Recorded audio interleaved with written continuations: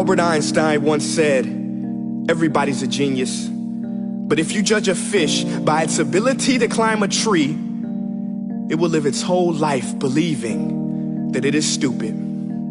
Ladies and gentlemen of the jury, today on trial we have modern day schooling. Glad you could come. Not only does he make fish climb trees, but also makes them climb down and do a 10-mile run. Tell me, school, are you proud of the things you've done?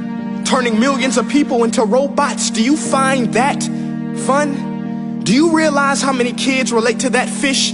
Swimming upstream in class, never finding their gifts, thinking they are stupid, believing they are useless? Well, the time has come, no more excuses. I call school to the stand and accuse him of killing creativity, individuality, and being intellectually abusive.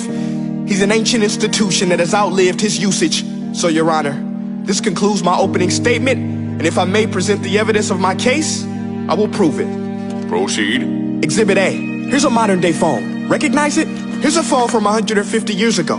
Big difference, right? Stay with me. Here's a car from today, and here's a car from 150 years ago. Big difference, right? Well, get this. Here's a classroom of today, and here's a class we used 150 years ago. Now ain't that a shame? In literally more than a century, nothing has changed. Yet you claim to prepare students for the future? But with evidence like that, I must ask, do you prepare students for the future or the past?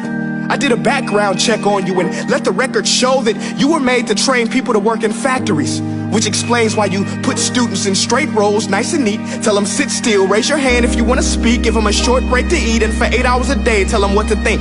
Oh, and make them compete to get an A letter which determines product quality, hence grade A of meat. I get it. Back then, times were different. We all have a past. I myself am no Gandhi. But today, we don't need to make robot zombies. The world has progressed. And now we need people who think creatively, innovatively, critically, independently, with the ability to connect. See, every scientist will tell you that no two brains are the same. And every parent with 2 or more children will confirm that claim. So please explain why you treat students like cookie cutter frames or snapback hats, giving them this one-size-fits-all crap. Watch your language. Sorry, Your Honor, but if a doctor prescribed the exact same medicine to all of his patients, the results will be tragic. So many people would get sick, yet when it comes to school, this is exactly what happens. This educational malpractice, where one teacher stands in front of 20 kids, each one having different strengths, different needs, different gifts, different dreams, and you teach the same thing the same way? That's horrific. Ladies and gentlemen, the defendant should not be acquitted. This may be one of the worst criminal offenses ever. And let's mention the way you treat your employees. Objection. Overruled. I want to hear this. It's a shame. I mean, teachers have the most important job on the planet, yet they're underpaid? No wonder so many students are short-changed. Let's be honest. Teachers should earn just as much as doctors, because a doctor can do heart surgery and save the life of a kid. But a great teacher can reach the heart of that kid and allow him to truly live. See, teachers are heroes that often get blamed, but they're not the problem. They work in a system without many options or rights. Curriculums are created by policymakers, most of which have never taught a day in their life. Just obsessed with standardized tests. They think bubbling in a multiple choice question will determine success. That's outlandish. In fact, these tests are too crude to be used and should be abandoned, but don't take my word for it.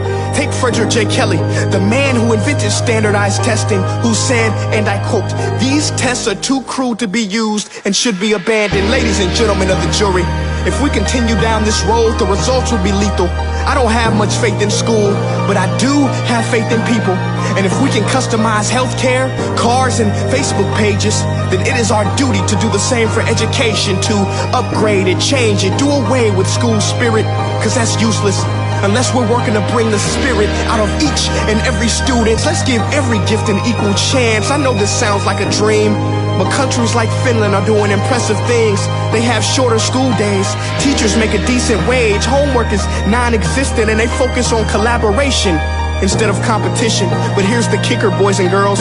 Their educational system outperforms every other country in the world.